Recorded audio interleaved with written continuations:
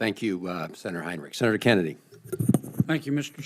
Chairman. Welcome, Madam Secretary. Thank you, Madam Senator. Secretary, isn't it a fact that the president's proposed budget for next fiscal year is $500 billion more than this fiscal year?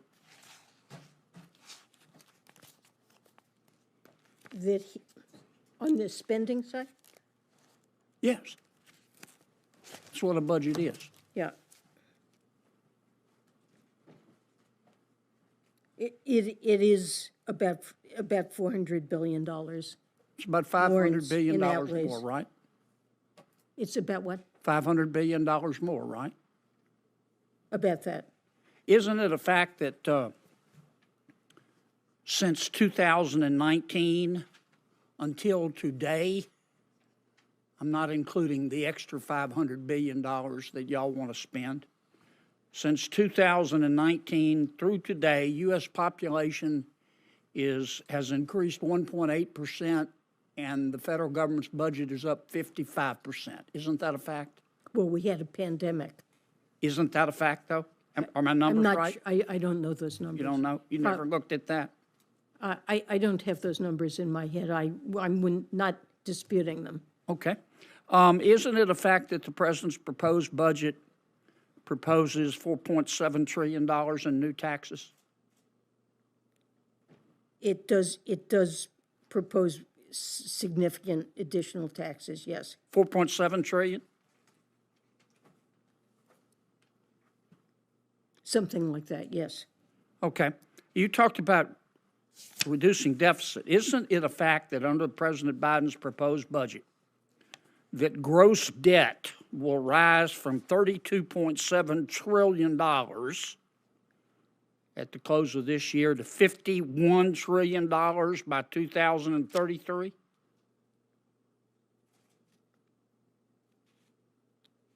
I'm sorry, what number did you give me for? The president's 2033. proposed budget will increase gross debt from $33 trillion at the close of this year to $51 trillion in 2033. Isn't that correct? Well, debt held by the public, which is, No, ma'am, that's gross debt. Isn't that a fact? that's probably a fact. So you haven't reduced the deficit, have you?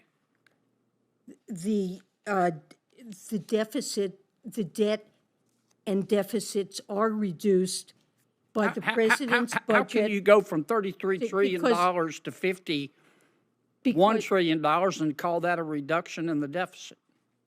Because that's a calculation for which you need a baseline, and then you compare the budget and the deficits and debt in the budget with a baseline in which there are none of the changes, either in revenues or in spending, that are Here's proposed my in the baseline. budget. Here's my baseline. At the end of this year, we project, people a lot smarter than me, probably not than you, but smarter than me, say that gross debt's $33 trillion. They say if the president's budget is implemented by 2033, it'll be $51 trillion.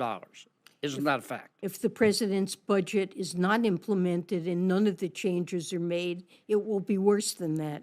And so the president's budget has improved the fiscal outlook relative to what we would have without the president's proposals. Even though it raises gross debt from $33 trillion to $51 trillion, you say that's an improvement. It is an improvement because it raises taxes by more, and it leads to. That includes taxes. In what world is that an improvement, other than Washington and La La Land? It's an improvement in that the revenue increases far exceed proposed investments. Okay.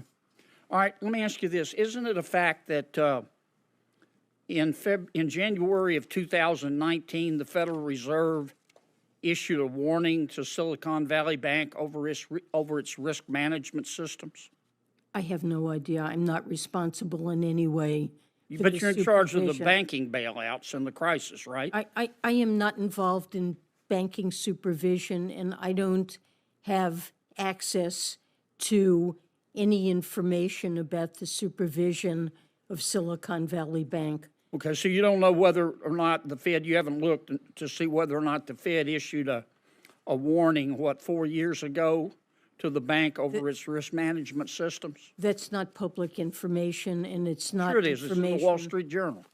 Well, it may be in the Wall Street Journal, but it's not public information, and it's not information that I have access to. Well, I'll give you a copy of this article. I've read the article, but The Fed issued a matter requiring attention. And it said your risk management practices are terrible and you need to improve them. that is what the article says.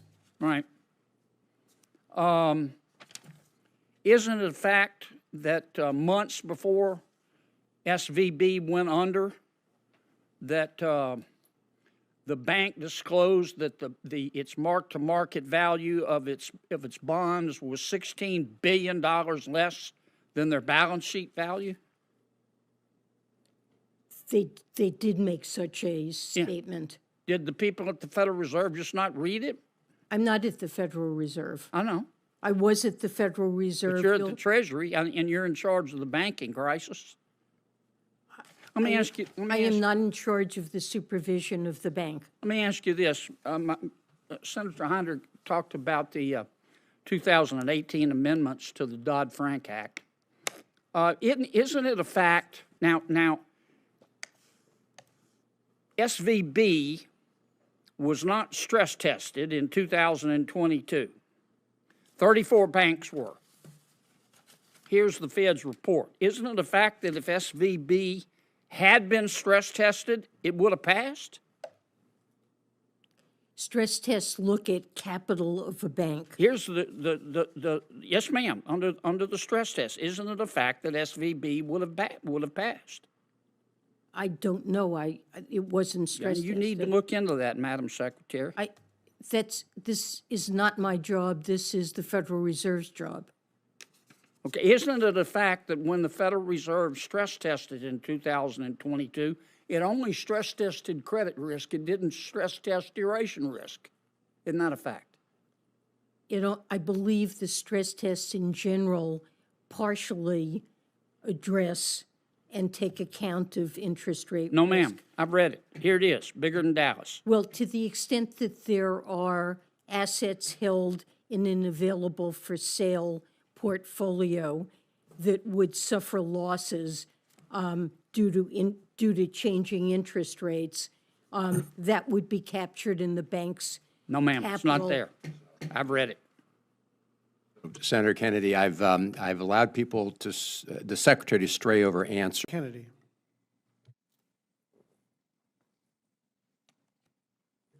Thank you, Mr. Chairman, Mr. Secretary. How are your babies? Thank you for asking. They're doing all right. As we were talking about earlier, my father used to tell me, you'll never know love until you have a child. It's a different kind of love. It is a Senator. different kind of It's a love. wonderful thing. I want to ask you a philosophical question, Mr. Secretary. How you and your team go about deciding whether to promulgate a new rule. Let me give you an example. Study after study has shown that the number of teenagers you have in a car is directly proportional to their chance of having a wreck. And we've known this for years.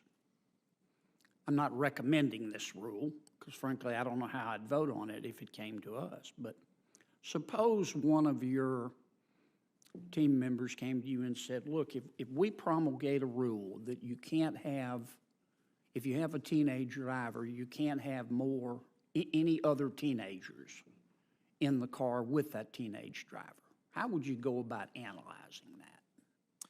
Well, in this type of case, it would likely reflect the traditional division of labor that we've had between the federal government and the states, in that the federal government tends to regulate the design of a vehicle, the design of the roads, and safety issues related to that physical infrastructure and the physical vehicle, while state DMVs and state laws tend to regulate the conduct of a driver.